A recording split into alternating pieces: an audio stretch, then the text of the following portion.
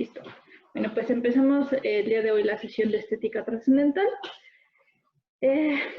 No sé si alguien más gusta presentarse, decir sus intereses, o ya de plano iniciamos. Ustedes díganme.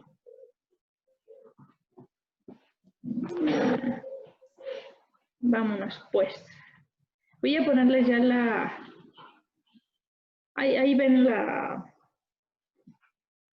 parte de la crítica, ¿no? Ok, pues entonces vamos a empezar. Ya habíamos visto pues básicamente los dos prólogos, la primera, la segunda edición, la parte de la introducción, también en su primera versión, en su segunda versión. Sabemos, ¿no?, los años en los que la primera versión fue hecha, 1781, y la segunda versión, ¿cuándo fue? ¿Alguien me dice? 1787. 1787, ¿no? Entonces, básicamente, estas son las dos versiones. ¿Por qué pasa tanto tiempo? Bueno, porque está contestando muchísimas cosas que varios filósofos le están cuestionando. Uno de esos filósofos es Eberhard. Entonces, por eso es que tarda tanto en hacer estas versiones. Ya sabemos, la versión A es primera edición, versión B es segunda edición. Entonces, vamos a empezar con el parágrafo primero. Y básicamente dice esto. Parte primera de la doctrina trascendental de los elementos. La estética trascendental, ¿no? Ya desde aquí algo les tiene que sonar súper raro, si es que es la primera vez que están agarrando a Kant, y sería el término trascendental. ¿Qué es trascendental? ¿Quién me dice?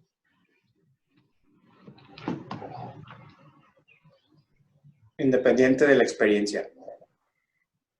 No. ¿Alguien más? Todo objeto que se conoce a priori.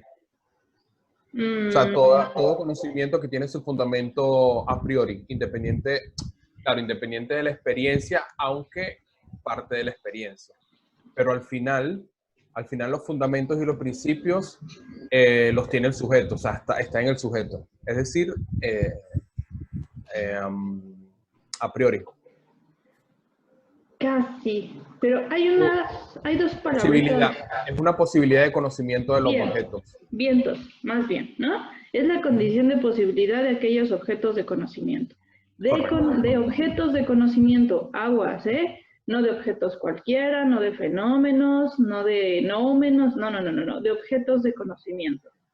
Si voy muy rápido para los demás, por favor, díganme, porque entrando, hagan de cuenta que Kant trae como hilo de media y no se va a parar. Entonces, ¿vamos bien? ¿Los demás? Sí. ¿Sí? Hecho. Sí, gracias. Entonces, parte primera de la doctrina trascendental de los elementos. ¿Cuáles elementos?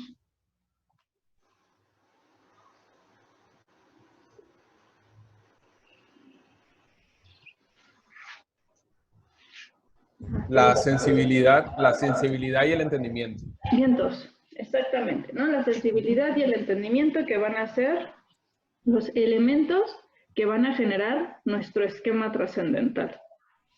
Vamos a irlo viendo más adelante. Toda esta parte que les estoy explicando están en los prólogos y están en la introducción. Entonces, la estética trascendental. Muchos, y lo digo porque he visto varias lecturas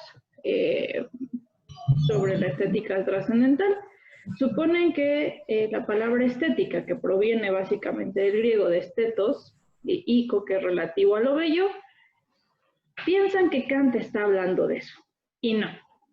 Básicamente la estética trascendental es la condición de posibilidad por medio de la sensibilidad. ¿Cuál sensibilidad? Bueno, pues la sensibilidad en su sentido puro. Esta sensibilidad en su sentido puro serán las intuiciones puras. ¿Cuáles son las intuiciones puras?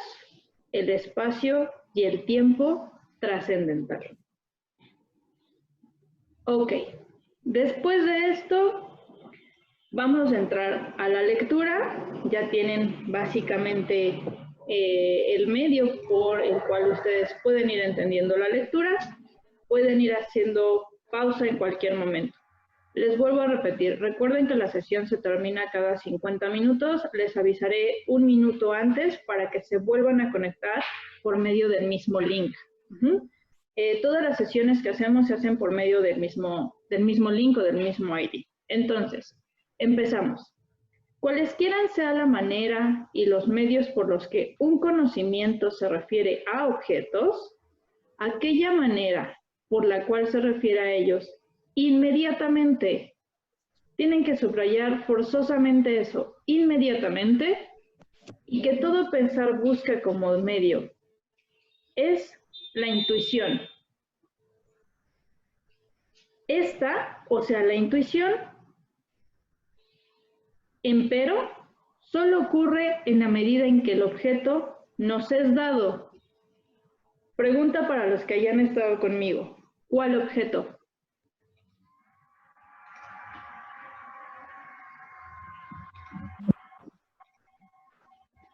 Voy a repetir esta parte. En Kant hay básicamente 5 formas de ver los objetos. La primera, voy a parar aquí un poco para ver las reacciones de sus caras. La primera es eso, ¿no? Das. La segunda es fenómeno, phenomenon. La tercera, ¿quién me ayuda? Acuérdense del ejemplo, ¿no? Que les puse del balón. Algo me pega, algo. ¿Qué sigue después? ¿No? La cosa esa me pega. ¿Quién sabe qué sea? Y ni siquiera es cosa, ¿no? Porque ya cosa sería como conceptualizar que es una cosa. Algo me pega. Luego lo voy a ordenar. ¿En dónde lo ordeno? En mis intuiciones puras, en mi espacio y tiempo. Y eso se convierte en un fenómeno. Después de ese fenómeno pasará por mis juicios y categorías y será ¿mi qué?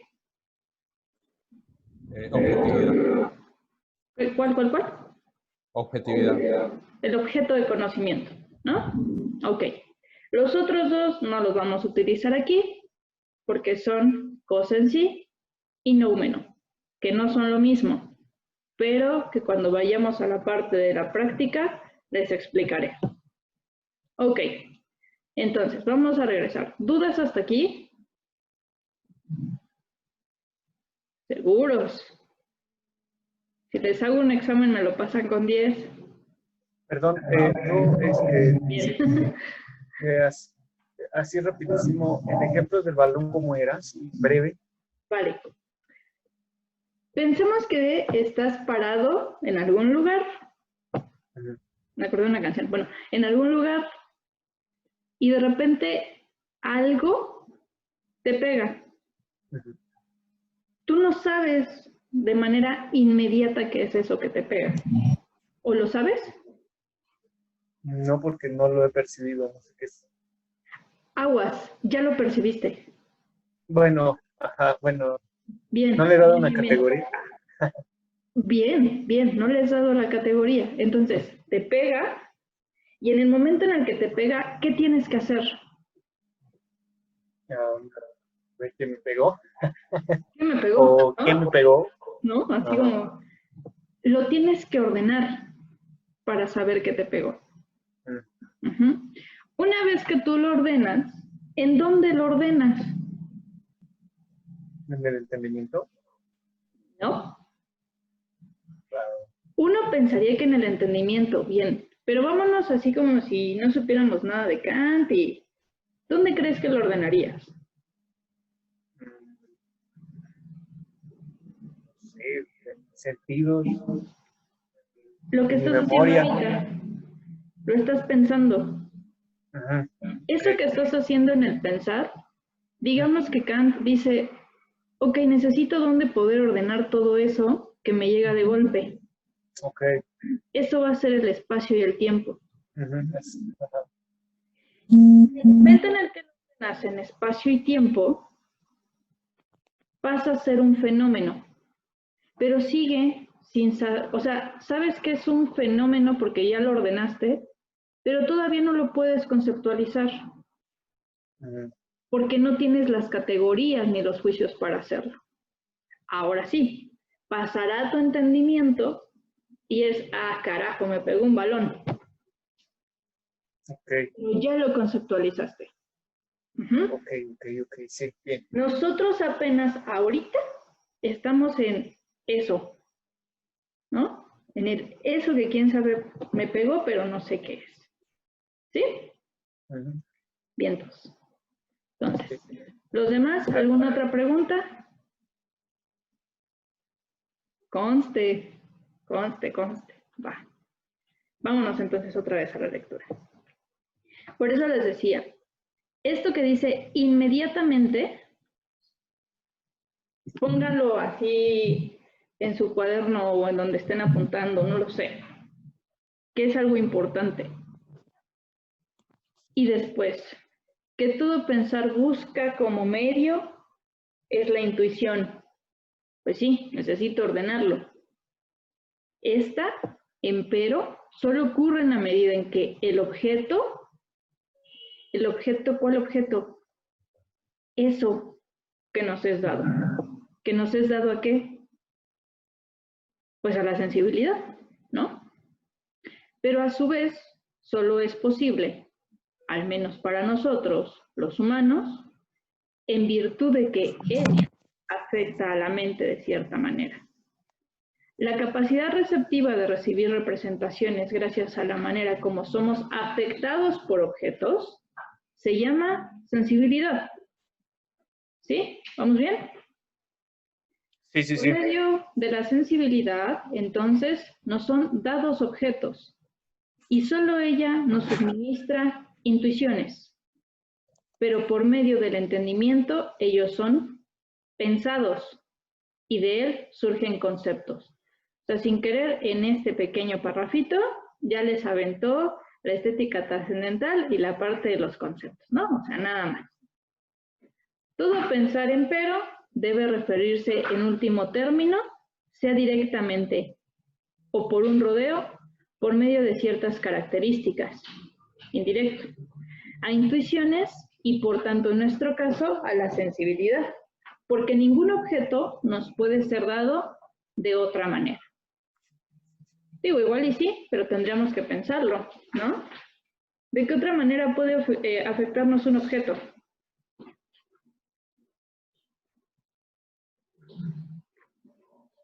A ver, dogmáticos y... ¿Cómo les decía a los otros? Por medio del razonamiento puro, ¿no? Pues posiblemente, pero ¿cómo lo haría?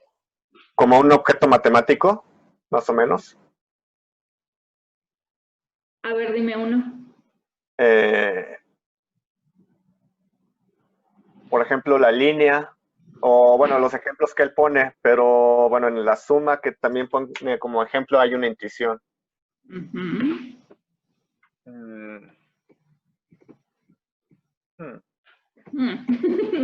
¿Esos son los juicios sintéticos, perdón?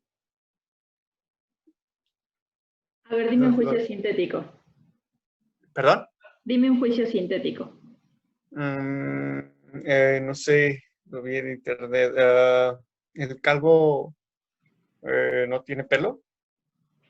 ¿El qué? O el, no sé, el calvo, no sé, te digo, no tiene pelo, ¿puede ser? Oh, bien, qué bueno que acabas de decir eso. ¿Cuál es la diferencia entre un sintético y un analítico? Pues los juicios sintéticos son aquellos que por default ya vienen como implícitos en el sustantivo, ¿no? En este caso, si es calvo, pues no va a tener pelo, ¿no? Es un juicio sintético. A ver, ¿los demás qué opinan? No, me los voy a agarrar así. Pablo. Es al revés, ¿no? Al revés. Sí. Los analíticos es lo que dice él y los sintéticos es lo que se le agrega. De hecho, por eso se le llama así, análisis y sintetizar. El juicio sintético es el que te va a dar más información. Gracias, Gabriel. El que te va a dar mucho más información. Y el juicio analítico es el que, en efecto, su predicado ya viene dentro del sujeto. Entonces, si tú me dices el calvo, y es que ahí hay una negación, no tiene pelo, ¿tú qué crees que sería? Bueno, con lo que dijiste sería entonces sí, analítico, ¿no? Exactamente. Ok. Entonces me tendrías que dar más información sobre el calvo. El calvo tiene el nombre de Pedro. Ok. Pues sí, me agrega información que yo ni de interés, ¿no? Pero acá un poco lo que le está empezando a resultar fuerte es un juicio sintético a priori. Es, me da información, pero es universal y necesario. Ah, carajo, ¿cómo es eso? Bien, qué bueno que sacaste esa duda. Sí. Entonces, volvemos acá. Ay, espérenme, me trabó mi compu. Bien. Entonces, ¿hay alguna otra manera en que los objetos se nos puedan presentar?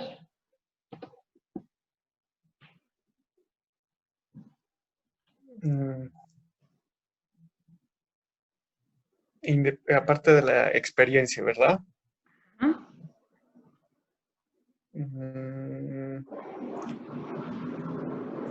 No, yo pensaría igual en los números, en las líneas, como lo que dijo el compañero, pero no se me ocurre otro.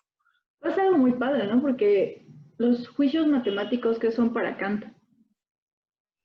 Son,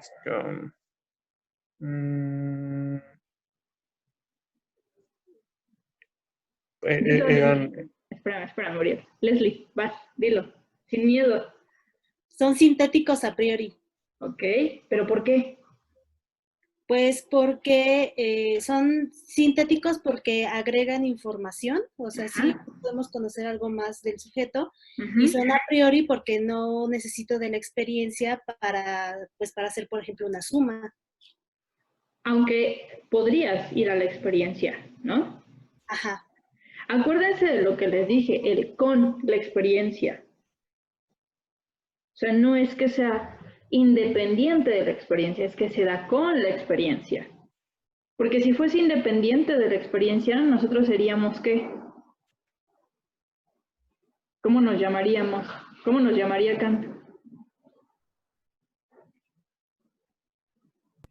Dogmáticos. Dogmáticos, ¿no? Exacto. Entonces, aguas con eso. Bueno, pues entonces seguimos. Pero, Sofía, tengo una pregunta ahí. Dime, Pablo. Si se da con la experiencia, eso no está haciendo, o sea, eso no implica que Kant no es dogmático, sino más bien escéptico. O sea, bueno, no es escéptico porque no es empirista, pero eso significa que ahora siempre que habla de los juicios sintéticos a priori siempre se dan con la experiencia y eso hace que la experiencia siempre sea necesaria. Sí, pero no solamente la experiencia. ¿Qué otra cosa necesitas? El esquema trascendental. Porque si solamente fuera la experiencia, entonces nos quedaríamos como los empiristas. Claro. ¿No? Okay. Sí. Okay. O sea, nunca se puede hacer un despeje del esquema o en este caso de las categorías trascendentales y de la experiencia. Siempre están juntos. Sí, necesariamente deben de estar juntos. Claro, en la crítica de la razón pura las va a separar para que entendamos cómo funcionan, pero no es que las tenga que separar, o sea, no es que se tengan que separar, tal cual. Ajá, o sea, cuando la separa es simplemente como un recurso metodológico. Exacto, es el recurso para entender el esquema. Ok, Y entonces, una pregunta un poco, tal vez no tiene mucho que ver ahorita, pero quisiera hacerla de una vez porque si no luego me voy a perder. La cosa en sí, para Kant, sí o sea, él sí la piensa física, o sea, sí piensa que exista tal cosa, o solo también es como una especie de recurso metodológico.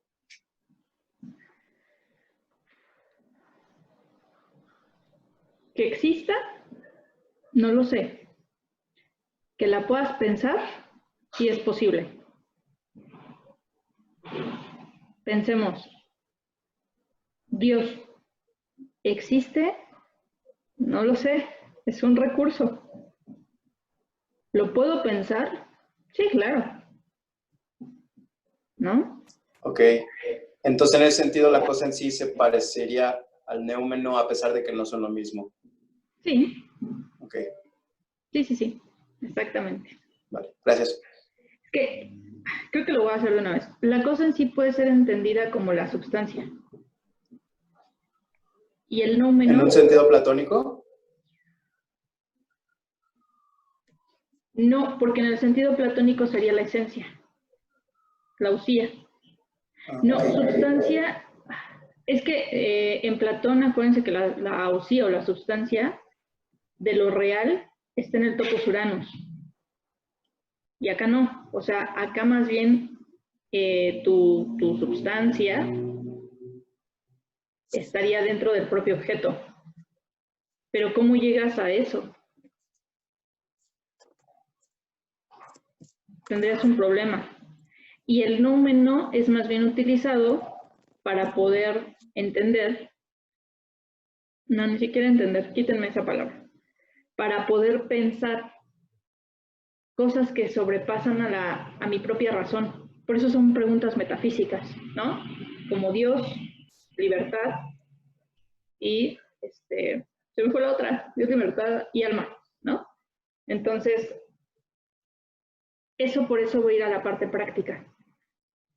De hecho, hace 2 semanas, no sé si se acuerdan, pero el profesor que nos dio la sesión de práctica nos hizo algo súper increíble cuando nos hablaba del sentido negativo y el sentido positivo de la libertad, porque ahí te das cuenta cómo puedes utilizar la parte del noumeno y la parte de la cosa en sí.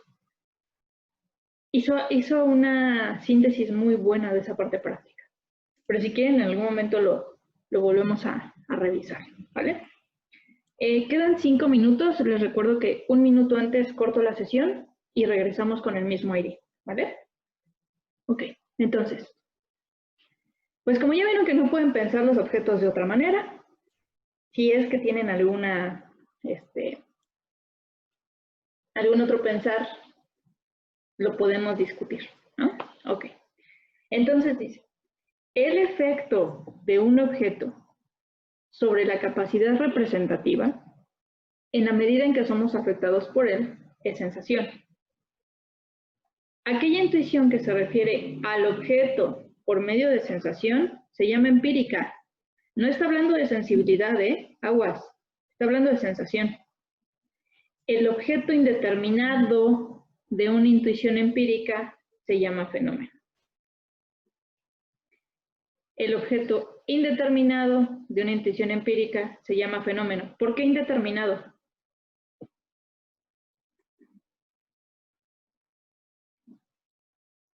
Porque no se sabe, ¿no? En el ejemplo que tú diste del balón, te pega algo y tú todavía no determinas si es un balón, un pájaro o qué. Y aun cuando lo ordenes, sigue siendo indeterminado porque no se conceptualiza. Y es un fenómeno. Mi parecer no es indeterminado porque todavía es sensible. Y al ser sensible aún está como adecuado a las intuiciones puras de espacio y tiempo que no nos dan un límite cercano para poder determinar el objeto, sino simplemente saber que existe, pero no de qué manera o cómo o qué. No sé si estoy bien. Sí, de hecho sí, Néstor. Sí. Bien, seguimos entonces. Dice, en el fenómeno llamo materia de él a aquello que corresponde a la sensación, Pero aquello que hace que lo múltiple del fenómeno pueda ser ordenado en ciertas relaciones, lo llamo la forma del fenómeno. Esto es muy parecido a forma, pues tal cual, forma y contenido, ¿no? De la parte platónica, pero no me voy a meter ahí. Dice, bueno, puesto que aquello es solo dentro de lo cual las sensaciones se pueden ordenar y pueden ser dispuestas en cierta forma, no puede ser a su vez ello mismo sensación. Entonces la materia de todo fenómeno nos es dada ciertamente solo a posteriori, pero la forma de todos ellos debe estar presta a priori en la mente y por eso debe poder ser considerada aparte de toda sensación. Voy a parar aquí. ¿Dudas hasta aquí? ¿Seguros? ¿Cuál es la diferencia entre materia y forma?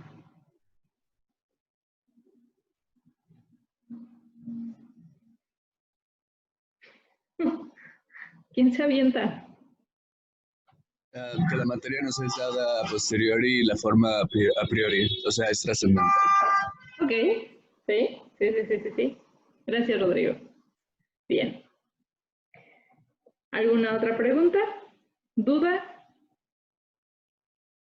Hagan de cuenta que ustedes son los que están acá, de este lado, y le pueden hacer preguntas a todos los seres mortales que están del otro lado.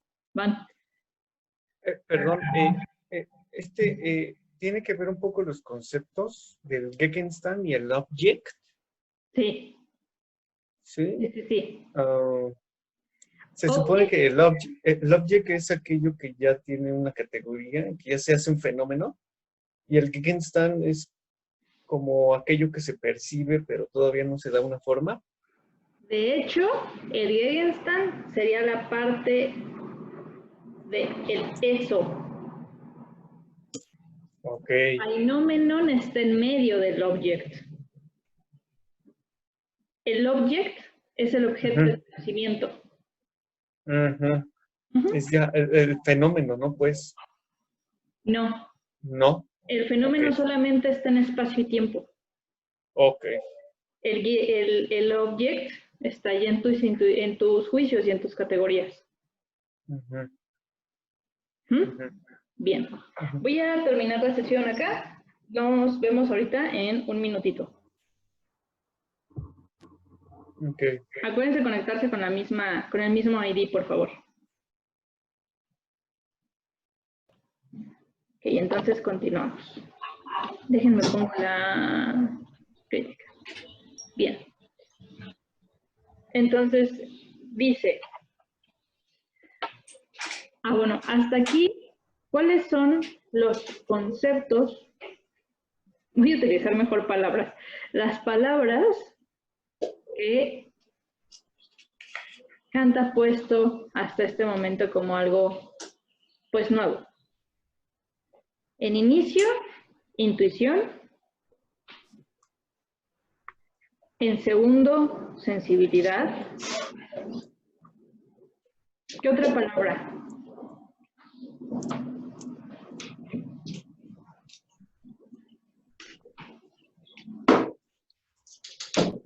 Forma. Forma. No.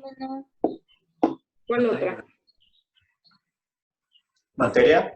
Materia. ¿Cuál otra? Fenómeno. Fenómeno. Bien. ¿Alguna otra? El objeto. Objeto. Bien. Objeto indeterminado. Objeto indeterminado. Bien. La cosa en sí. Bien. ¿Qué más?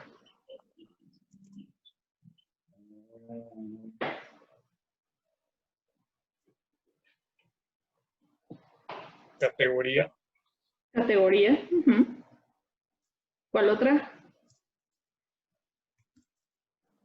Trascendental. Bien. Trascendental. Estética. Bien. No sé si indeterminada o indeterminado.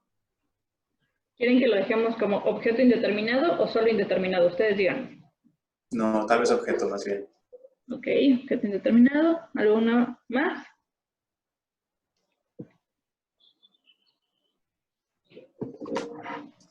Lo dado y receptividad. Bien. Lo dado y receptividad. Mete también ahí la palabra sensación, ¿no? Ya lo habíamos puesto en sensibilidad, ¿no? No, porque sensibilidad no es lo mismo que sensación.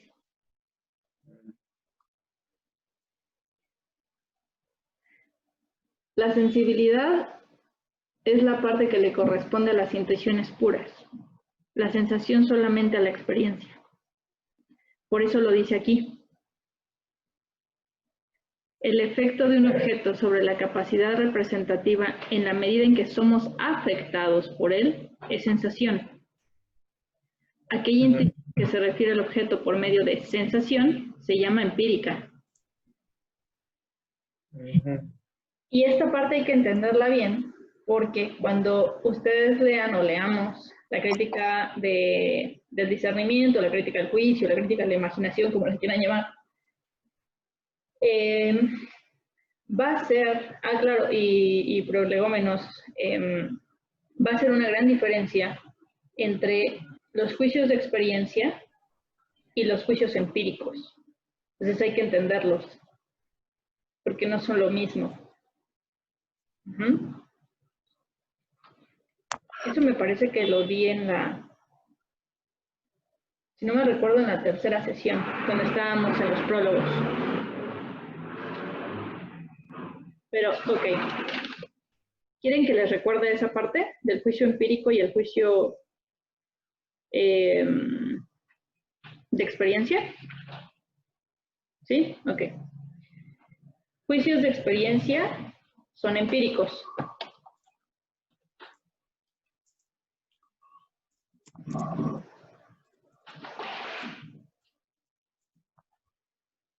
Los juicios empíricos, si son objetivos, son de experiencia.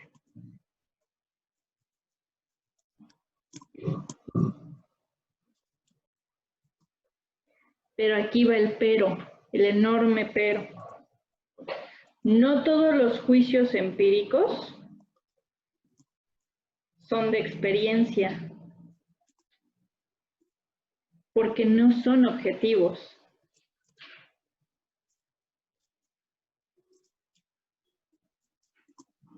¿Sí? ¿Me siguieron? ¿Puedes repetir, por favor? Sí. ¿Desde el inicio? Va. Esta última frase. Ok. No todos los juicios empíricos son de experiencia, porque no son objetivos.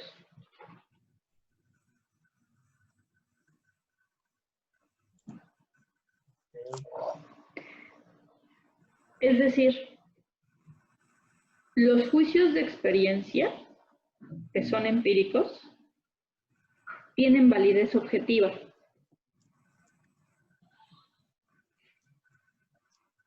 Y algunos, en el caso de los juicios empíricos, pueden a veces solamente ser utilizados de manera subjetiva.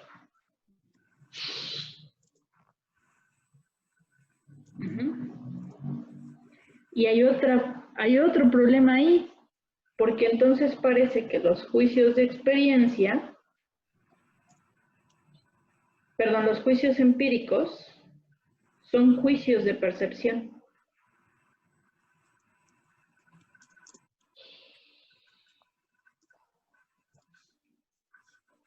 Les estoy adelantando como 3 años de Kant, así, ¿no?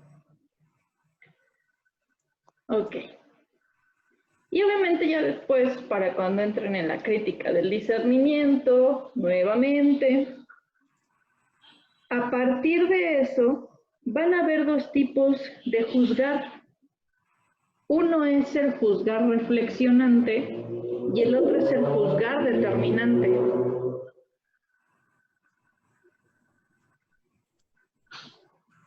hay un gran punto dentro de este tipo de juzgar, que de hecho vimos con Sonia Rangel.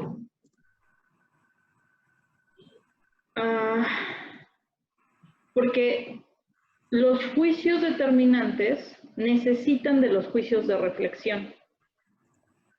Todo esto se los estoy dando para que vean que sí hay una gran diferencia con la sensibilidad y la sensación y la parte empírica, ¿no? Y tenemos una capacidad de juzgar, y es por eso que cuando llegamos a la parte de los juicios no entendemos nada, porque él de repente parece que está hablando de los juicios así como, claro, los juicios, ¿no? Y entonces el juicio también se vuelve una categoría, y entonces la categoría te vuelve un concepto. Sí, pero ¿cómo haces todo eso? Bueno, las respuestas básicamente no solamente están dentro de la crítica de la razón pura, también van a estar en la crítica de discernimiento y también van a estar en los prolegómenos, ¿no? Entonces, ¿vamos bien? ¿Seguros? ¿Y cómo se llaman los juicios empíricos que no son objetivos? Juicios empíricos. Bueno, serían básicamente los juicios de percepción.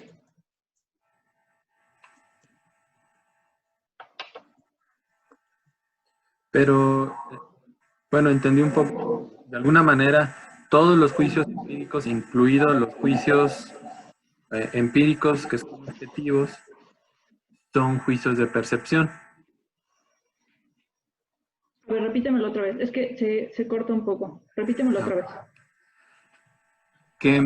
Bueno, mi pregunta inicial era, mencionabas que el género, dicho aristotélicamente, son los juicios empíricos y la especie es los juicios de experiencia, que son un tipo de juicios empíricos que son objetivos. ¿Cómo se les llamaría a los juicios empíricos que no son objetivos?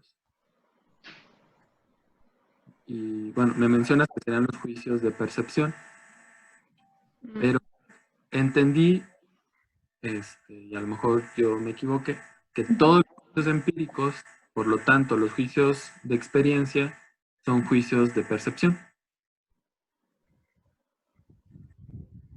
Eso, disculpa, eso tiene que ver con, creo que lo comentaste una vez, Sofía, cuando hace la distinción entre experiencia sensible y experiencia trascendental.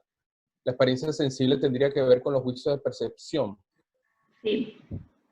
Y la experiencia trascendental es lo que ya tú te vas a la realidad con las categorías, ¿no? Y tú dices, o sea, tú lo ubicas y tú dices, bueno, esto es una experiencia en la cual puedo obtener conocimiento, ¿no? Sí, es que, a ver, creo que ya, sí, a ver, va de nuevo. Tenemos tres tipos de juicios. Juicio empírico, juicio de percepción y juicio de experiencia. Voy a volver a repetir todo para que no quede duda. Tus juicios de experiencia son empíricos. Bueno, creo que sí los voy a explicar porque si no los voy a revolver. Esos juicios de experiencia que son empíricos tienen su fundamento en la percepción inmediata de los sentidos.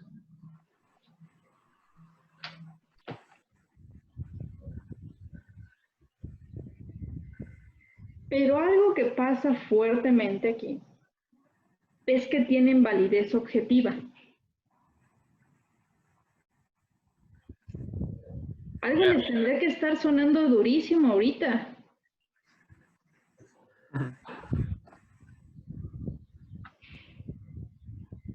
Se los voy a repetir. Porque son fenómenos. Es que no forzosamente tienen que ser fenómenos. Bueno, a mí, como lo entiendo y creo que tiene todo sentido, dices que los juicios de experiencia están basados en una percepción inmediata. las percepciones inmediatas son las intuiciones, que son las sensaciones en el caso de los humanos, y es la forma como directa en cómo se nos son dados los objetos. Entonces, No. Aguas. No. Ya vi el punto. Son inmediatos si se basan en los sentidos, no en las intuiciones. O sea, en los sentidos tal cual. Ajá. Claro. Esa sería la experiencia sensible, ¿no? Sería tal cual la experiencia sensible. Y por eso se vuelven empíricos. Pero la pregunta que les estoy haciendo es, ¿cómo son objetivos? Porque las sensaciones vienen de los objetos que nos son dados.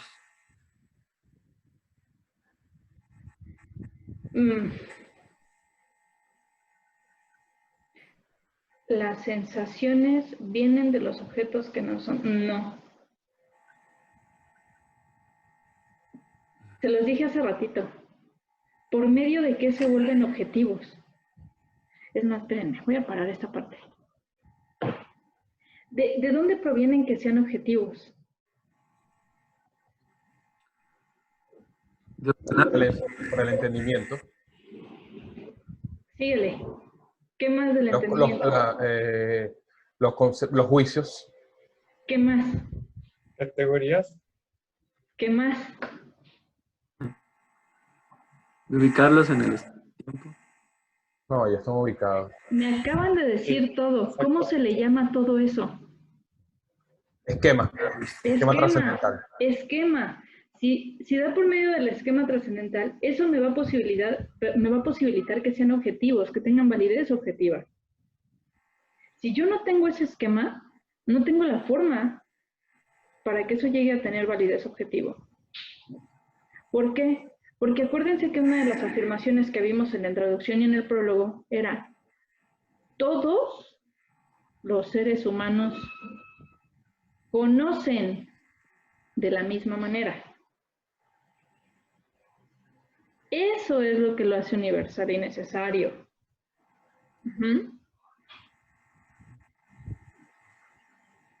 ¿Seguros? Puede causar mucho terror, voy a decir así, porque nosotros no estamos acostumbrados ya a pensar así. Porque nosotros nosotros no estamos acostumbrados a, claro, el de al lado piensa igual que yo. Es más, el de al lado conoce igual que yo. O sea, les aseguro que no. Piénsense ustedes ahorita que algunos están apuntando, algunos solo están pensando, algunos posiblemente están esperando la grabación, algunos son formas distintas de conocer. Pero Kant pensó, claro, pues si yo pienso de esta manera, si yo analizo de esta manera, todos los demás seguramente lo hacen igual. ¿Por qué no lo harían igual?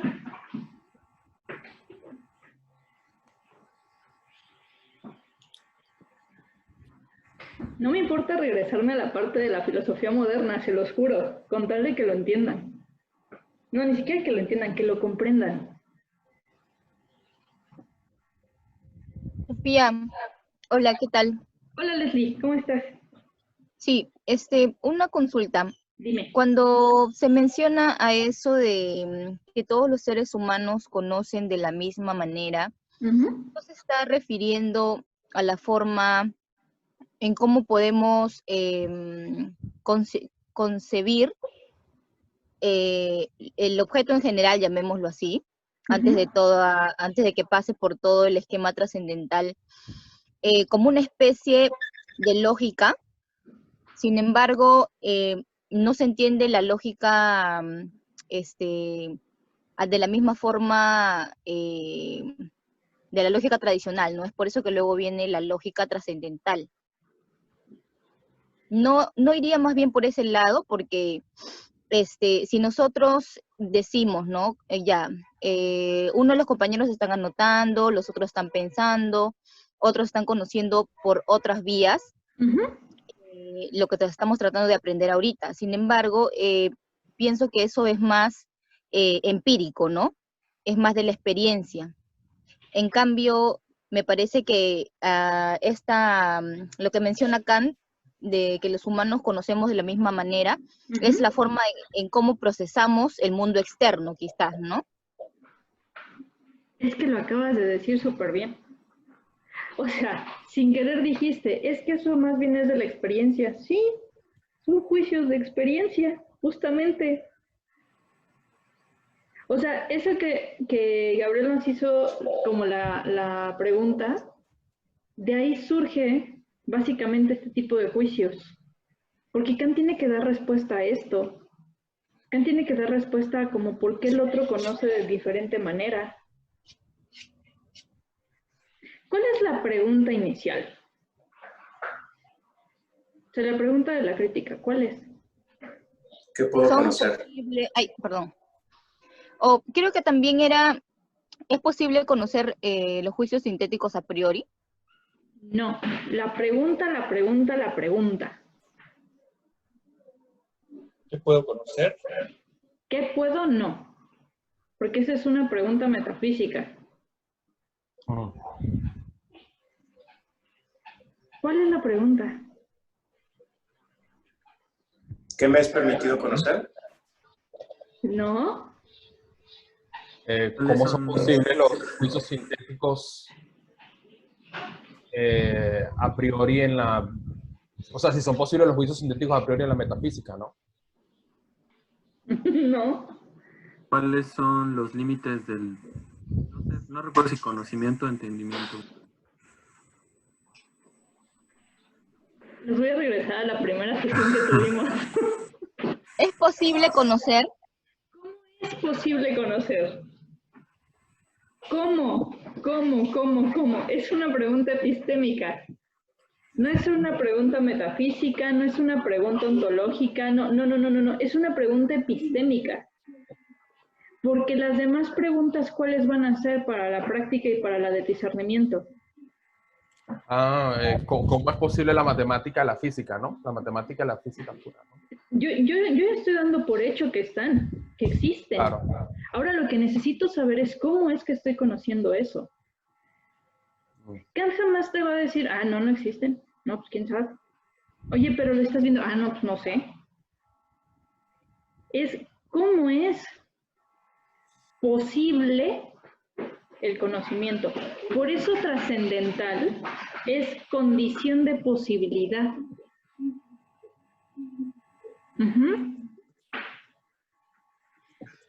La vez pasada les dije justamente en dónde estaban las tres preguntas, porque están dentro de la crítica de la razón pura. Y están en B833. Ahí hace hace tres preguntas, ¿no? ¿Qué puedo saber? ¿Qué debo hacer? ¿Y qué puedo esperar? Sí, es cierto, claro. Ya sea en B833 o A805, ¿no? Es la teoría, la praxis, ¿y cuál sería la última? Pues el discernir, ¿no? El juicio.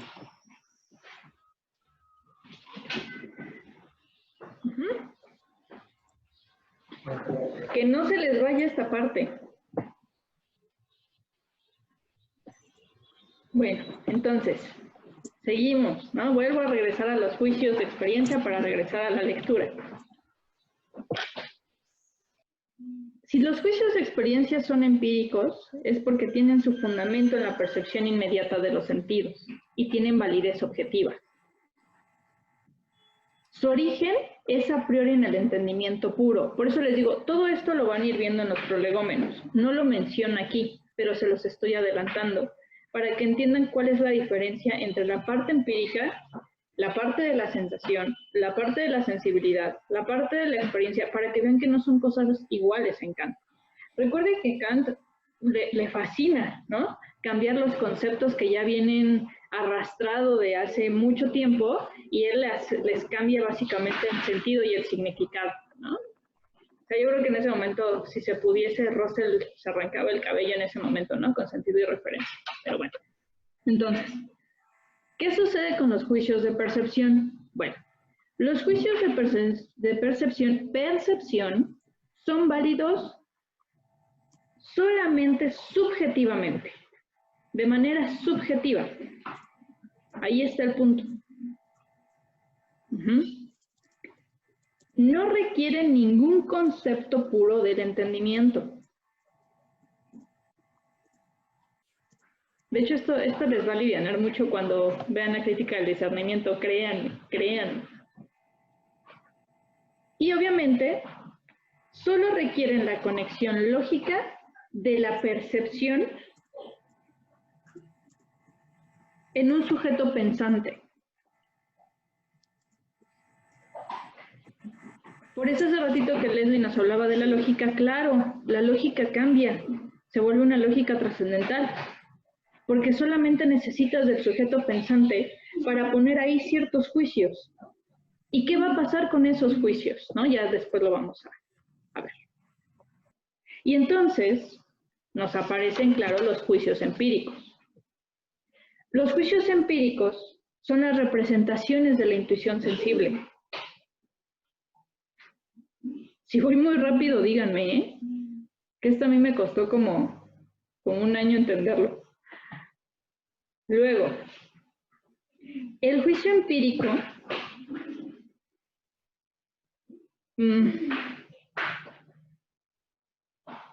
aquí hay una cosa que yo la pondré entre paréntesis, porque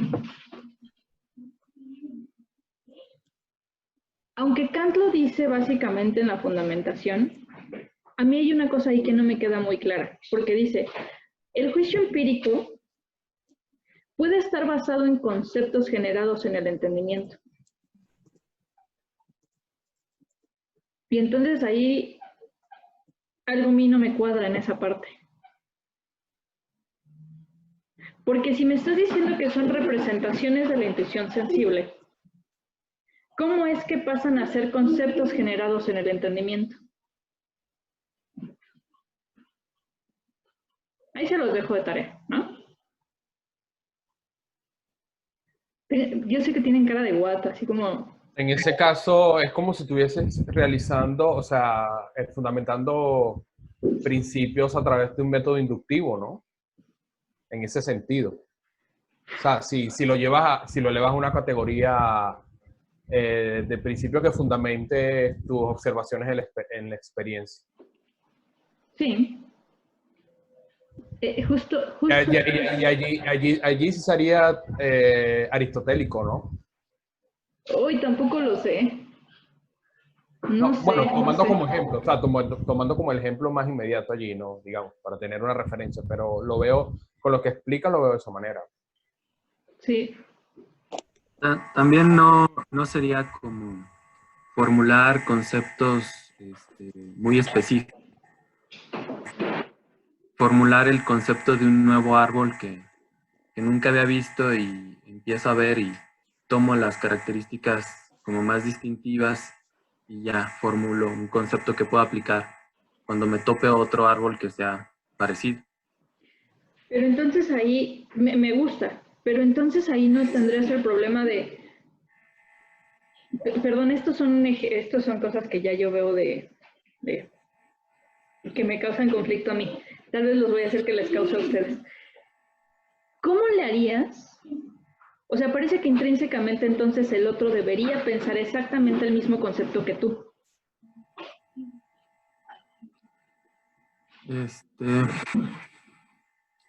Pues no necesariamente porque no es un concepto puro. Pero entonces el esquema, ¿cómo se realiza? Es que ahí lo que tienes que salvar justamente es la parte universal y necesaria. No, bueno, si tuviéramos en la parte contextualista, pues no hay bronca, ¿no? Pues sí, yo puedo generar mis propios conceptos y no pasa nada. Pero en este punto, ¿cómo es que le hago ver al otro? Es el mismo concepto. Bueno, no conozco toda la obra de Kant, pero una vía, pues es la comunicación. No sé si trate eso, Kant. Ahorita un poco pienso en los juicios estéticos, de lo que sí él habla es que no encuentra la necesidad de que todos tengan el mismo juicio estético acerca de las cosas, ¿no? Que el que yo pueda tener. Pero yo sí puedo tener la pretensión de que sea universal. Entonces,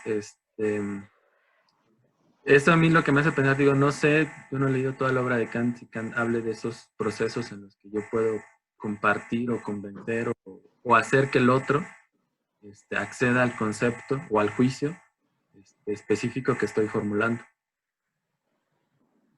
Es muy buena. Una pregunta, hola, una pregunta en relación a eso.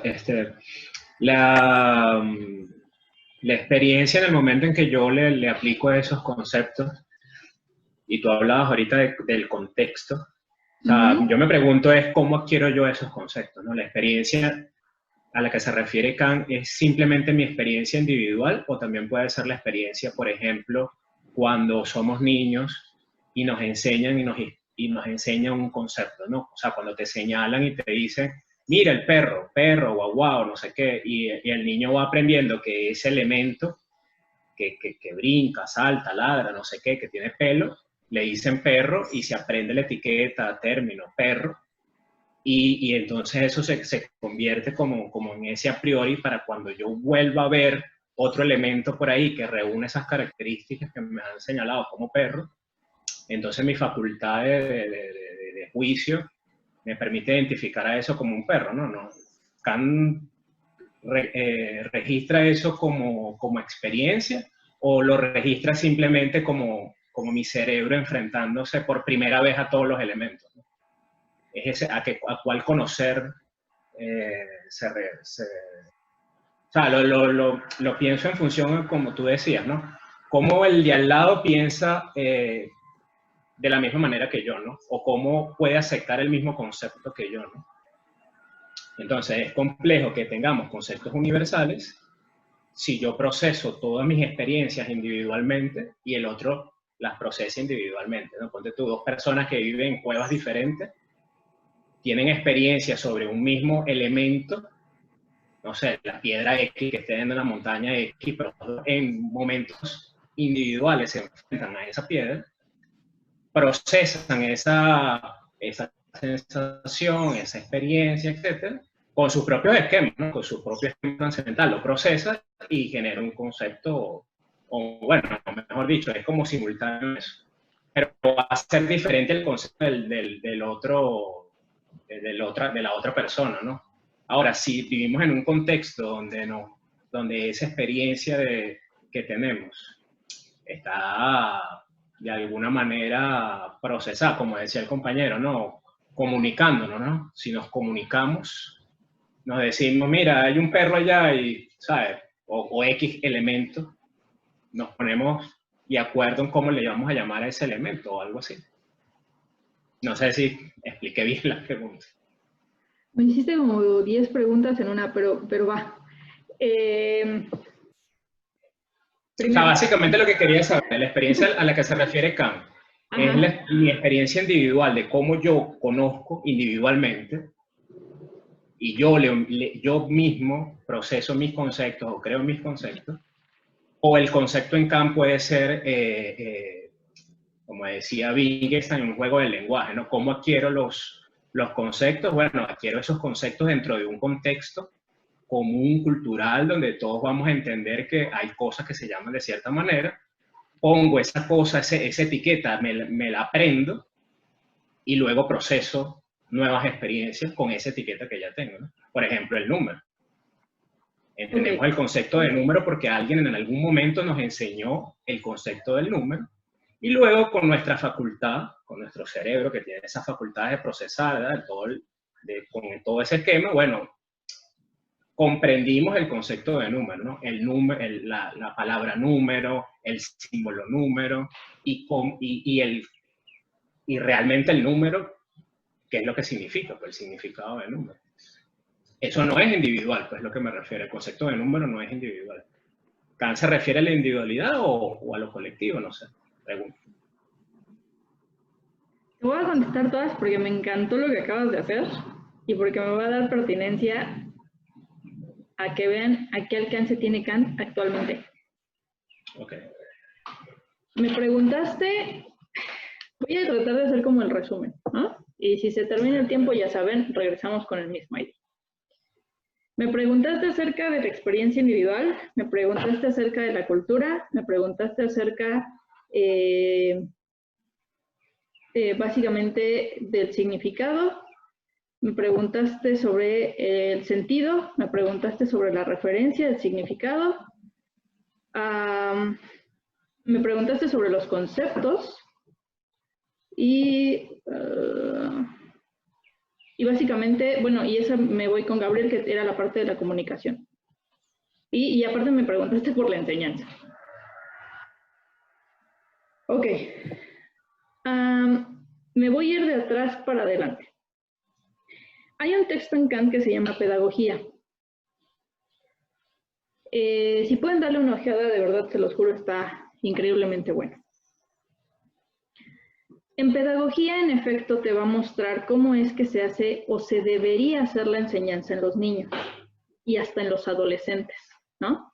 Uno de los temas, por muy fuertes que sean, y ahorita voy a regresar a la parte de la crítica a la razón pura, pero me interesa porque yo sé que no muchas personas les responden esto. Kant en algún momento y hasta en Pedagogía va a hablar de cosas sexuales, o sea, les va a decir como a los niños se les tiene que enseñar de la sexualidad porque si no esto se va a convertir en un caos, ¿no? O sea, para que vean a qué grado llega. Eso por parte de la enseñanza. Ahora, en el parte de la comunicación, Kant en algún momento en la crítica del discernimiento, sobre todo en el parágrafo 83 de la crítica del discernimiento, les va a hablar acerca de la cultura y la felicidad. En esa parte de la crítica del discernimiento, una de las cosas que hace es, nosotros debemos crear, no debemos, quiten esa palabra, nosotros creamos la cultura. Nosotros hacemos las condiciones de posibilidad para que la cultura se dé. Y otro caso es que la cultura no está dada como tal. ¿Por qué les estoy hablando de esto? Porque en algún momento muchos han llegado a hacer esta lectura como un a priori histórico y no lo es. Es decir, que para que nosotros podamos hacer cultura necesitamos básicamente también de nuestra propia historia, ¿no? Una cosa sí llegan a decir de Kant. Y no, no lo es. Otra de las cosas que llega a decir también en esta parte es que nosotros somos parte de la propia naturaleza. Nosotros somos parte de esa armonía de la naturaleza. Nosotros, es más, iba a decirlo, si por la naturaleza fuera nosotros ni existiríamos, ¿no? O sea, a la naturaleza le damos igual, más bien la naturaleza vino a... Nosotros venimos a destruir a la naturaleza. Nosotros somos uno de tantos fines para la naturaleza, ¿no? Eso hablando de la comunicación y la parte de la cultura. Ahora, respecto a los conceptos. Ok, ¿qué sucede con los conceptos?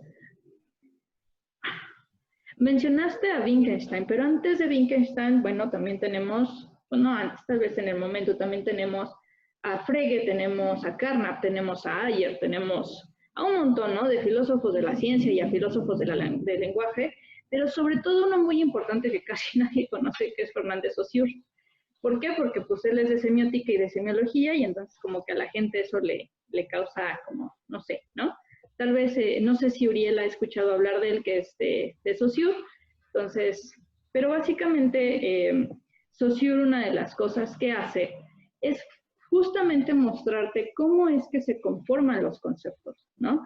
¿Cuál es su sentido? ¿Cuál es su referencia? ¿Cuál es su significado? ¿Cómo van cambiando? Si es que cambian, si es que no cambian, ¿no? Y también surgen otro tipo de escuelas, como es el caso del pragmatismo, en el que te pueden ir diciendo justamente, y del constructivismo, que te dicen cómo es que va cambiando la parte del significado.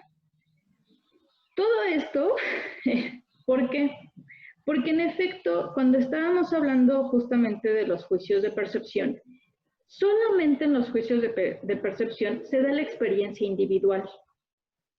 ¿Pero por qué se da la experiencia individual? Porque estás hablando justamente de una cosa que a Kant no le queda clara, bueno, no le convence en su totalidad, que es el empirismo, ¿no? ¿Por qué no le convence en su totalidad? Porque el empirismo fundamenta absolutamente todo en la experiencia. Y el hecho de que tú fundamentes todo en la experiencia te va a dar muchísimos problemas para la época moderna. Voy a dejar aquí, voy a regresar ahorita, no crean que no, entonces. Vamos a tomar, ¿les parece un descanso de 1 minuto porque necesito ir por agua? Regresamos con el mismo link y seguimos hablando de esta parte de la experiencia individual junto con la parte empírica, junto con la parte de la experiencia. ¿Les parece bien? ¿Sí? Leo, ¿qué te parece? Sí, está bien. Perfecto, vale. Entonces, los veo ahorita, es más, 2 minutitos. En 2 minutitos regresamos. Ok. 12 minutitos. Ok, bueno, pues sigamos. Hoy sí de plano los voy a tener que abandonar a las 2 de la tarde porque tengo sesión. Pero bueno, esta media hora que queda, veamos hasta dónde podemos avanzar.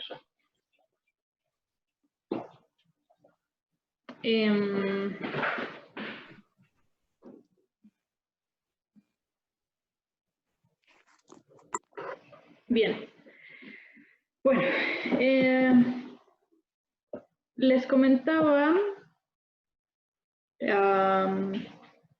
otra vez les vuelvo a comentar que posiblemente, bueno, más bien, no me puedo quedar hoy hasta 2:30, 3 como lo habíamos hecho porque tengo junta, pero vamos a ver hasta dónde podemos llegar hoy a las 2 de la tarde. Entonces, veamos. Bueno, nos quedamos con la parte de la experiencia individual, nos quedamos, ya vimos la parte de cultura, significado, sentido, referencia, conceptos, comunicación y enseñanza, ¿no? Kant justamente lo que quiere hacer, y esto también lo vimos un poco en prólogos y en introducción, es hacer, voy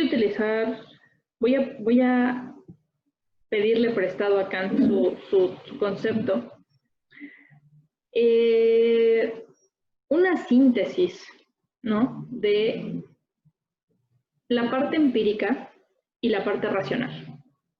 Porque se da cuenta que ambas posturas le están dejando muchos problemas. O sea, el empirismo tiene problema de la causalidad, tiene el problema de la probabilidad, de la correspondencia, si es que eres un empirista de hueso colorado.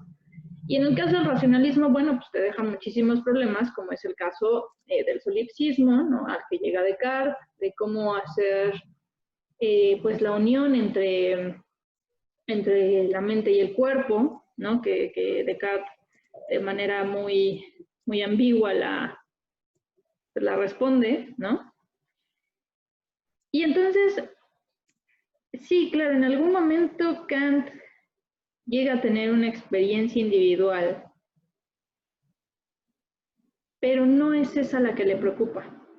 Entonces, yo puedo decir lo que yo pienso, lo que yo creo, bajo una opinión, pero realmente a mí lo que me interesa es el hecho de hacer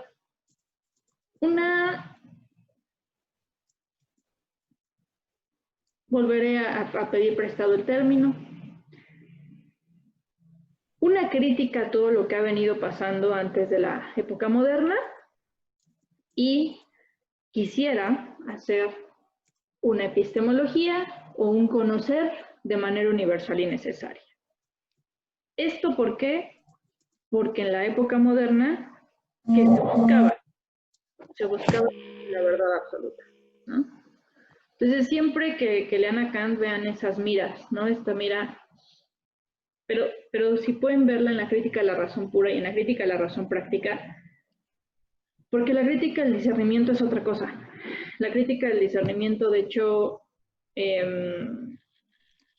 hay muchas cosas, no que se desdiga, sino las hace ver de otra forma en la crítica del discernimiento. Entonces, y creo que lo he estado dejando muy claro a lo largo de estas sesiones, porque Kant cambia de pensamiento básicamente para la crítica del discernimiento. Por eso muchos que leen la crítica del discernimiento casi detestan la crítica de la razón pura, ¿no? Y aquellos que leen la crítica de la razón pura es como guacalita la crítica del discernimiento.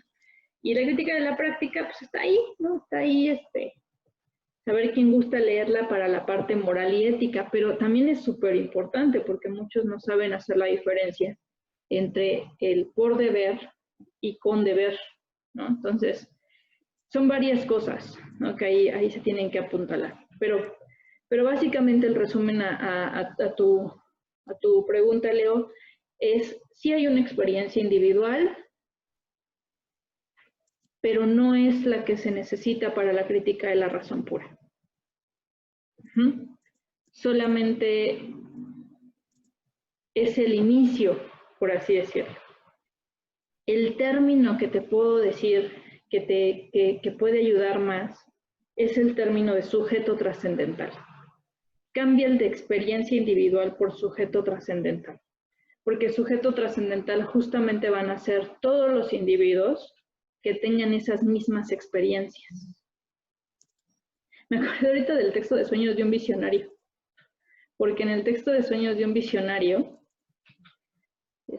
si se acuerdan, pues se burla, de hecho eso lo vimos con el profesor Cermeño, se burla de alguien, ¿no? Que está teniendo experiencias sobrenaturales según él, y dice, bueno, ¿y este qué, no? O sea, cree que está jugando con los sentidos, que está jugando con el conocimiento. ¿Y a qué me lleva? Pues a creer que posiblemente los filósofos estamos locos, ¿no? Eso de que hablan de espíritus y, o sea, ahí hay varias cosas, pues un tanto cómicas, ¿no? Que llega a ser Kant, pero que se agarra de ahí para decir, bueno, esto es lo que no se debe de hacer. Esto es lo que supondría no se debe de hacer. Entonces, no sé si te contesté, Leo. Sí, o sea, yo te preguntaba eso porque cuando trato de entender la crítica, yo veo que me cuesta como ver si Kant se refiere a procesos simultáneos, o sea, simultáneos entre percibo, sensación y procesamiento en el esquema, para luego construir conocimiento, y cuando me refiero a conocimiento, es a un conocimiento, por ejemplo, de la física o de la matemática, ¿no?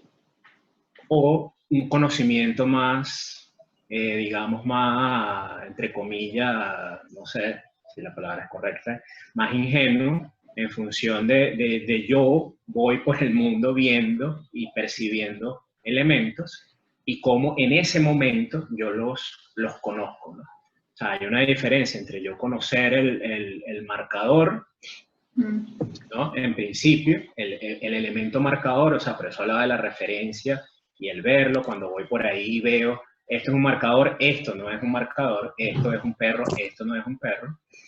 Y ese conocimiento donde digamos, bueno, la gravedad es una fuerza que atrae a los objetos hacia la Tierra, ¿no? Teoría física es un conocimiento, y el conocer el marcador, ¿no? Cuando voy por ahí y veo el objeto marcador y lo toco y tal, no sé qué, lo identifico como un marcador. O sea, en el momento que lo identifico como un marcador, estoy procesándolo en el esquema, ¿no? Tengo unos conceptos que me permiten procesar la experiencia que me deja el objeto marcador. O como cuando hablabas, diste el ejemplo del balón, algo me golpea y todavía no sé qué es eso que me golpeó, ¿no? Para poder conocer qué me golpeó, necesito un esquema, necesito unos conceptos. Obviamente tengo una facultad para juzgarlo, pero para poder juzgarlo, bueno, necesito unas categorías, etcétera, etcétera.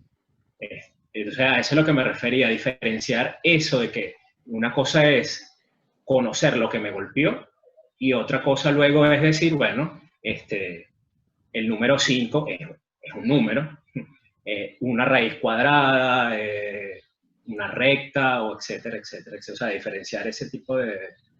¿A qué se refería acá? No, porque lo que veo es entonces como un vaivén, siempre hay un vaivén de voy a lo físico y proceso, voy a lo físico y proceso, ¿no? Y por eso hablaba de la educación, ¿no? Porque ¿cómo aprendo que es un balón? O sea, si nunca en mi vida he escuchado el término balón, la palabra fonética, o sea, el sonido, que fíjate que al final también el sonido balón es una experiencia. Tengo una experiencia del término, tengo una experiencia de lo fonético, tengo una experiencia del símbolo escrito, la palabra balón escrita. Todo eso lo tengo que aprender primero para después poder procesar y identificar que me golpeó, ¿no? Porque si nunca en mi vida he visto un balón, nunca en mi vida he visto un balón X, de básquet, por ejemplo, digamos, me golpeó esa cosa o ese elemento, para no usar la palabra cosa, y cuando veo que cae ahí al lado mío lo que me golpeó, bueno, digo, coño, pero ¿qué es esto que me golpeó? ¿No? ¿Qué es esto que me pegó? Nunca en mi vida he visto, imaginemos, no sé, que cae algo del espacio que nunca en la Tierra se ha visto y nos golpea, debemos conocerlo, ¿no? Entonces hay un conocimiento como ingenuo que es la primera impresión que me queda de, ¿qué es eso que me golpeó? Pero para poder tener ese conocimiento también tengo que recurrir a algo que ya yo sé que es un balón, ¿no? O meteorito, o rayo, no, o lo que sea. Espérame. Es que ahí estás, ok. Entonces por eso digo que hay como un ir y venir, ¿no? O sea, como que no le satisface la experiencia, Espera. pero mi concepto... Ajá. Es que ahí hay una cosa que estás haciendo. No es que vayas y vengas. Lo que tú estás haciendo, le voy a poner nombre, se le llama contextualización. Okay. Esa parte de la contextualización, en la época moderna no se daba. O sea, y en inicio, para Kant sería muy raro que no conocieras un balón, por ejemplo, ¿no? Porque en inicio todos supondrían que están en el mismo contexto que es el occidental y entonces deberían conocer eso, ¿no? Y ordenarlo de la misma forma. Cuando tú te metes ya a la parte del significado, del sentido, de la referencia, todo esto, sí hay una respuesta.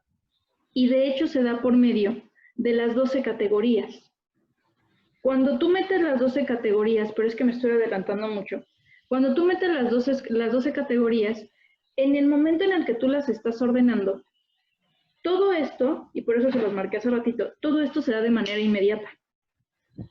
No es que se dé de manera que ahorita luego lo paro, luego, exacto, no, eso no pasa. Se da de manera inmediata. Lo único que está haciendo Kant es decir, te voy a mostrar cómo es que por medio de la estructura esto funciona, pero no porque sea así. O sea, no porque sea así.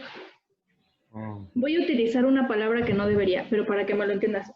No es que sea temporalmente. No es que sea espacialmente. Por eso siempre les recalco mucho, no me utilicen espacial ni no me utilicen temporal porque es un término que Kant no utilizaría. Siempre hay un término que yo les utilizo mucho en latín, que es hic et nunc, ¿no? Aquí y ahora. Aquí y ahora, correcto. No puede haber más que aquí y ahora, inmediatamente, donde se está dando la acción.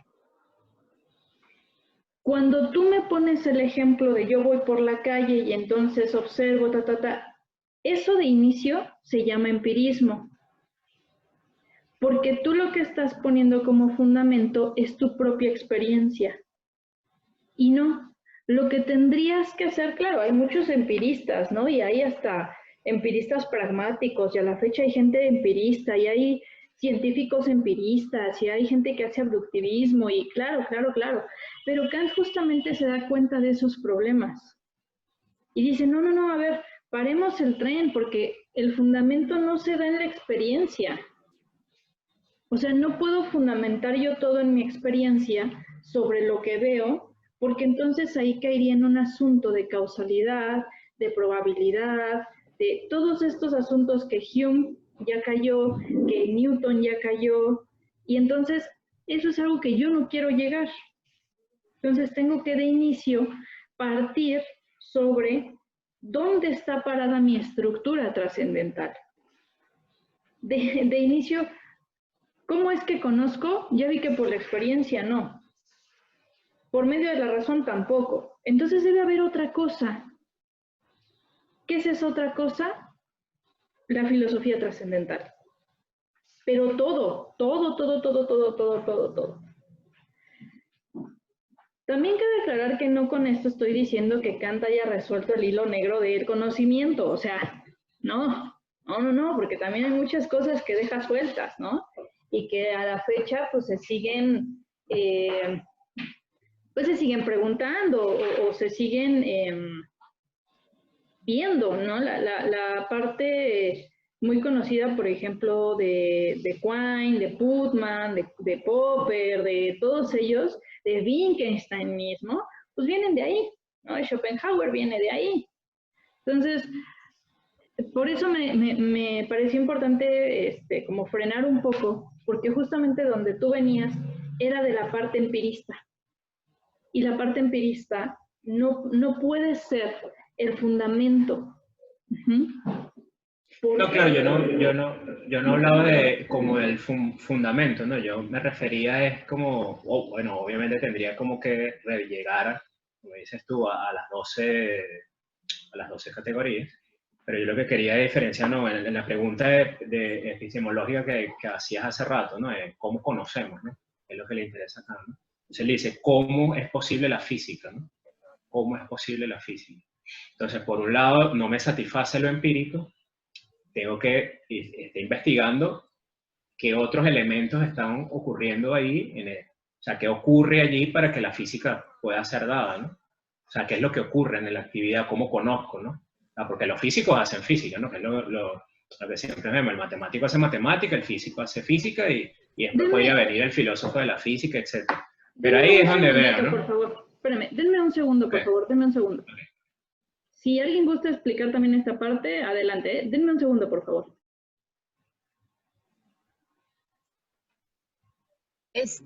Bueno, yo tenía una reflexión sobre eso. Okay. Si es que nosotros haríamos el siguiente ejercicio, ¿no?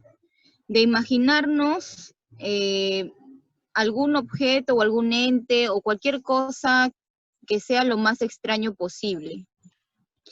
Si nos ponemos a pensar en ello, todos los elementos que conformen este ente o este pensamiento o sea lo que fuere que imaginemos, no vamos a poder imaginar nada que no esté, como se dice, en todo el abanico de posibilidades del conocimiento que nosotros tenemos.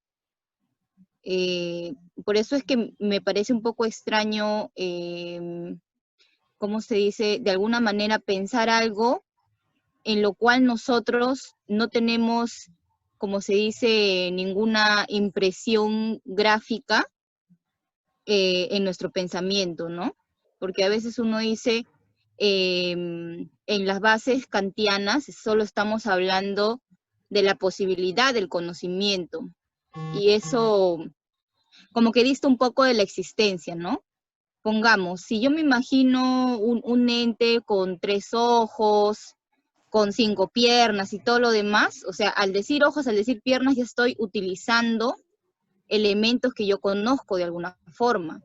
Y ese sería un ejemplo simple, básico, ¿no? En cambio, si queremos, como se dice, algo nos golpea, ¿no? En el caso del balón, sea lo que fuere algo que nos estuviera golpeando, de algún momento a otro lo vamos a tener que conocer, porque de otra forma no podríamos llegar a concebir el objeto.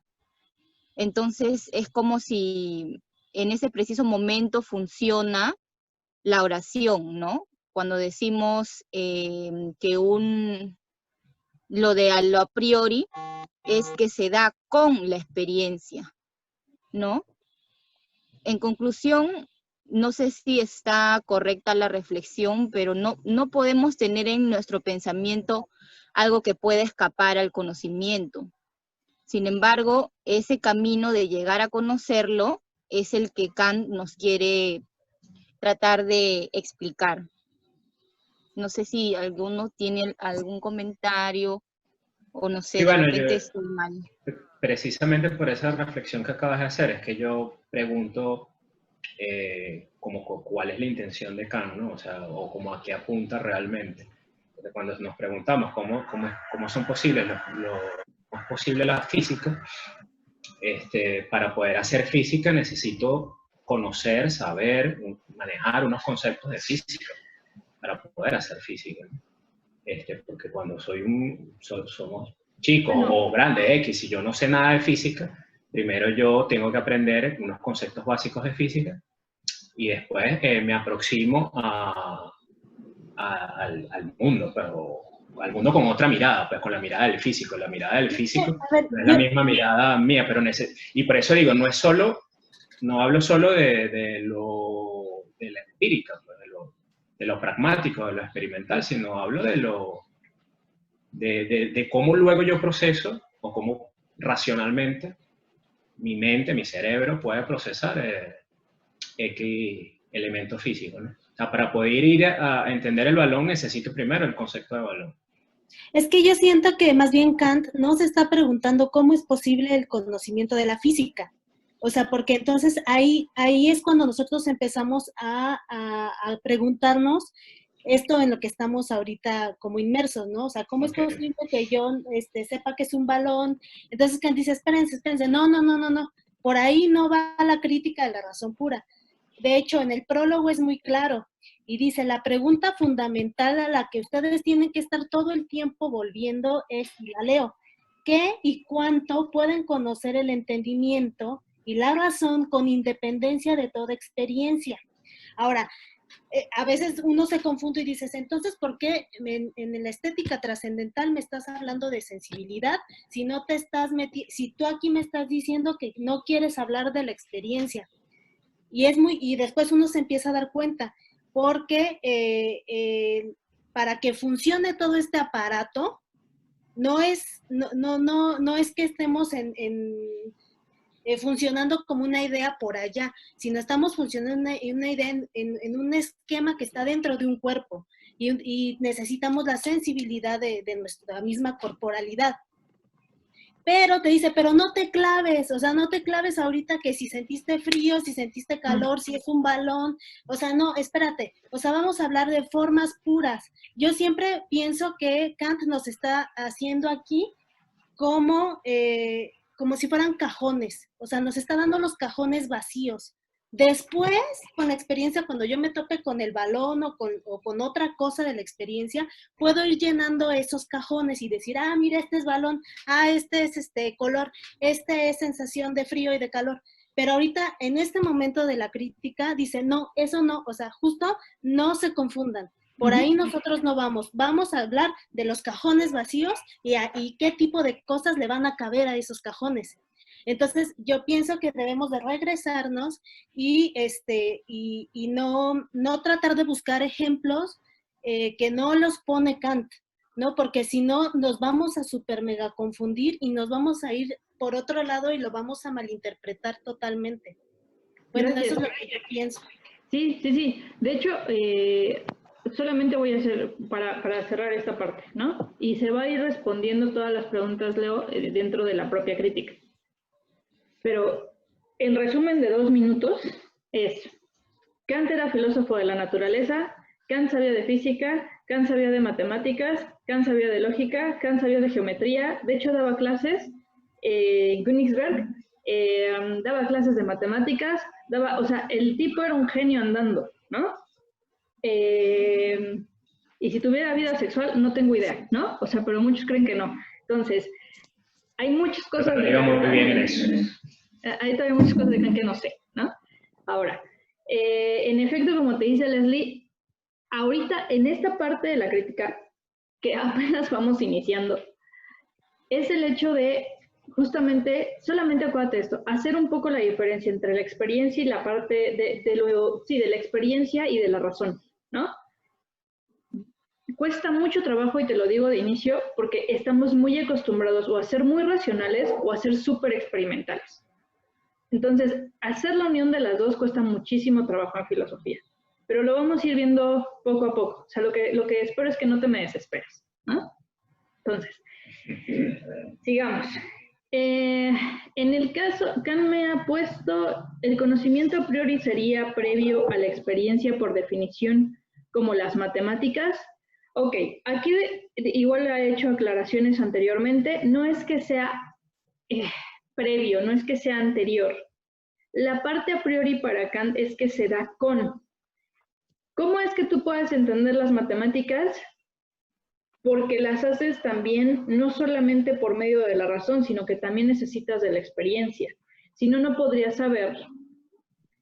El ejemplo que él pone, sinceramente a mí a veces me cae muy gordo el ejemplo porque parece muy sencillo. Es el ejemplo de 5 más 7 es igual a 12. Claro, ¿no? O sea, pero si yo les decía la vez pasada, si yo les pongo 1.350.460 más 3.700.000, no, pues quién sabe, o sea, el punto es que ahí lo que tú haces, me estoy adelantando, es una síntesis básicamente entre lo a priori y lo a posteriori. Entonces, lo a priori, como eso que se da con la experiencia, o sea, claro, tienes la razón pura, más la parte de la experiencia, te da el resultado de las matemáticas. Entonces, miren, son unas 52. Les digo que ahorita tengo sesión, pero quiero leer una última partecita, porque me parece muy, muy importante, ¿no? Que justamente es la parte de la pureza. Dice, llamo puras en sentido trascendental, o sea, como condición de posibilidad, a todas las representaciones. ¿Qué es una representación? Eso que se te presenta de nuevo, en las que no se encuentra nada que pertenezca a la sensación. Según esto, la forma pura de las intuiciones sensibles en general, en la cual todo lo múltiple de los fenómenos es intuido en ciertas relaciones, se encuentra a priori en la mente. Esta forma pura de la sensibilidad que no pertenece a la sensación, se llama también ella misma intuición pura. Voy a cerrar con esta parte de aquí. La siguiente sesión espero, porque obviamente aquí ya empieza como la parte de la sensación que Leo ha puesto de ejemplos, pero ya nos dio básicamente qué es una intuición pura. Entonces, el resumen de la intuición pura es que no tiene que ver con la sensación, pero sí con la sensibilidad, y que esa intuición pura nos va a ser básicamente necesaria desde lo trascendental. Como ya se los he dicho, porque ya no es adivinanza, porque se los he repetido hasta el cansancio, estas intuiciones puras básicamente van a ser espacio y tiempo. Pero aquí vuelvo a hacer el gran paréntesis, espacio y tiempo trascendental, porque hay un espacio y tiempo metafísico que también vamos a ver. Para la siguiente sesión, porque me encanta verlos, que es dentro de 15 días, no sé qué les parezca. ¿Quieren que sigamos haciendo la lectura así? Porque pues sí, la estética sí es pesada.